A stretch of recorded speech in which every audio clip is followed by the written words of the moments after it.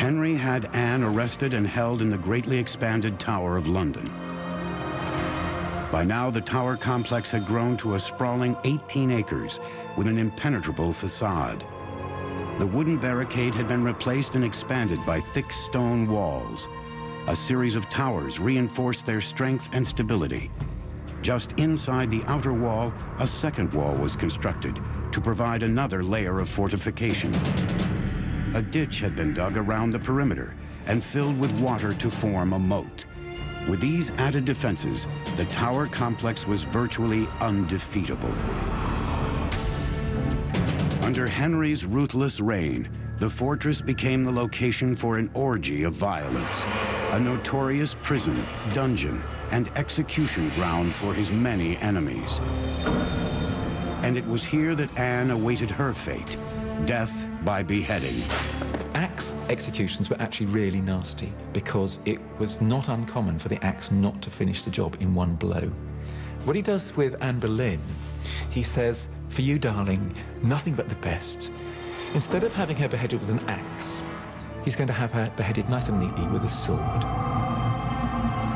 On May 19, 1536, Anne was led to a private courtyard on the tower's grounds. With one swift stroke, Henry's problem was solved.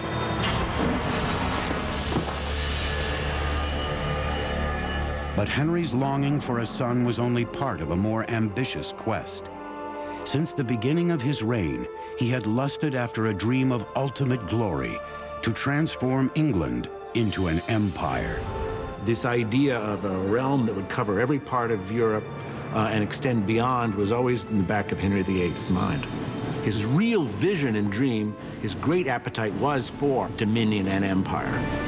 But Henry's road to empire put him on a collision course with France and Spain, Europe's reigning superpowers.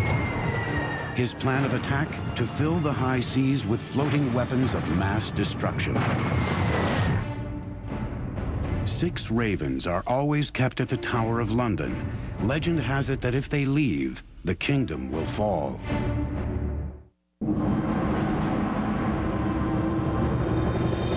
Summer 1510. An army of laborers scour England's forests, gathering material for a colossal undertaking on England's road to empire.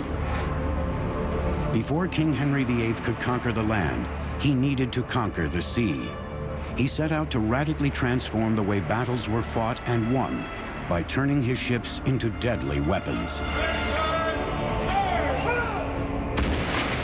He is the one who first begins putting heavy guns on ships.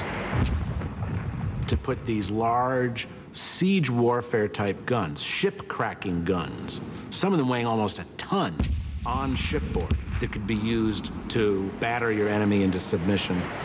Massive guns required massive ships. Henry ordered his naval engineers to build a new and imposing fleet. The centerpiece, his flagship, was one of the world's first battleships. It was called the Mary Rose. The Mary Rose really epitomizes the mentality of naval planners of that age. Get as many guns pointing as many directions on shipboard as you possibly can. And that's what the Mary Rose was set to become, a gun platform. The Mary Rose featured a breakthrough advance in warship design, gun ports. Holes were carved into the side of the ship with flaps that could be lowered over them. These holes allowed cannons to be positioned and fired through the side. Naval designers could now engineer decks dedicated solely to firepower. The added weapons turned the Mary Rose into a killing machine.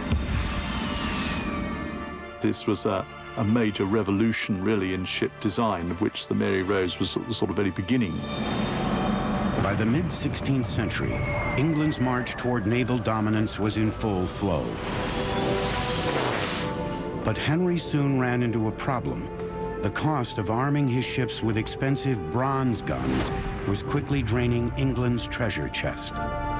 He's got to find other ways to produce the kinds of, heavy artillery which can help his armies and his navy fight effectively, but at a lower cost. And the cast iron gun is the perfect solution. The cast iron gun runs less than a fifth of the cost of a bronze one. A successful cast iron cannon had never been made before, but Henry knew how to make it happen. He turned to the country's famous iron-making region, the Weald, and gave his engineers a mandate. The difficulty with casting in iron a large piece like a cannon was the fact that, for a start, iron had to be melted at a much higher temperature. There was only one way to get the temperatures high enough, an engineering wonder of the time, the blast furnace.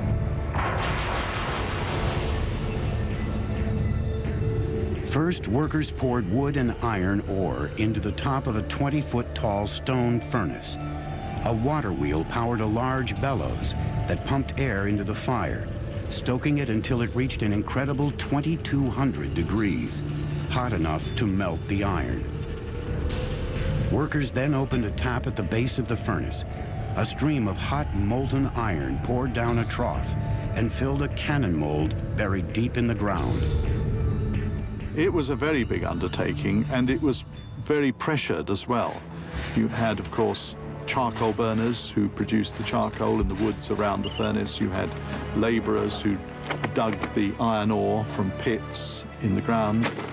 You had teams of laborers bringing wagon loads of ore and charcoal to the furnace. Over the next few centuries, the Weald's iron cannons became the envy and dread of every other European ruler. The transformation is tremendous. It gave England power and a technological edge that no other European power could match. In just 30 years, Henry had built his navy into a powerhouse, but he would never live to see his ultimate dream of European conquest. Enormously obese, his oversized appetites finally betrayed him. He died in January 1547, leaving a legacy of brutality and innovation that stands through the ages. His reign had laid the seeds that would explode into a mighty empire. And Henry lays the foundations all right by building a navy, by building this notion of Britain as forming an empire, an imperial presence in the world. Backed by the growing power of their navy, England's empire would expand over the next 150 years through colonization and conquest. By the mid-18th century, Britain controlled parts of India, Africa, the West Indies, and North America. But two major threats to the burgeoning empire loomed ahead, and the king who would fight them, George III, would also be battling demons of his own. It's always talked about as his madness. It was a physical illness that he had, but the effect was that it affected his brain. George first slipped into madness in 1788, 7 years after suffering a withering blow. A small territory a world away had defeated the mighty British in a war of independence. It was called America. When the British troops leave Yorktown, when they surrender, they play this tune, "The World Turned Upside Down." And that is really how it seems. The world has turned upside down. The world's gone mad. When rebels win. Over the next decade, George's world slowly caved in on him. Then in 1804, another threat would send the king and his empire spiraling to the brink. French Emperor Napoleon Bonaparte. By the early 1800s, the tyrannical conqueror was quickly overtaking Europe. England was his last obstacle to continental dominance. He was as large a threat as the Nazis were in the Second World War. He was amassing the forces for an invasion of the British Isles. England's Royal Navy had become a major force at sea, and in 1805, it faced Napoleon's invasion threat head-on in the momentous Battle of Trafalgar.